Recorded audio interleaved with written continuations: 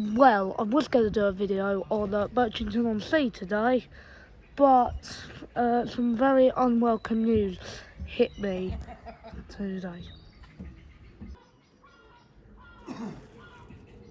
Yeah, the train over there, the 1452 is cancelled. And wait for it.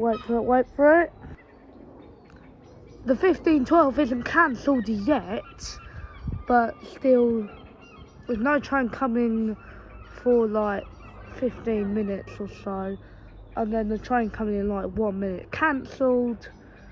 Then there's absolutely no point filming the video today. So anyway, I've probably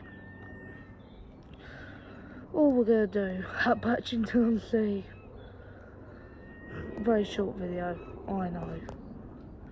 So thank you all for watching, and I'll see you in the next video for an actual video on a station. Goodbye.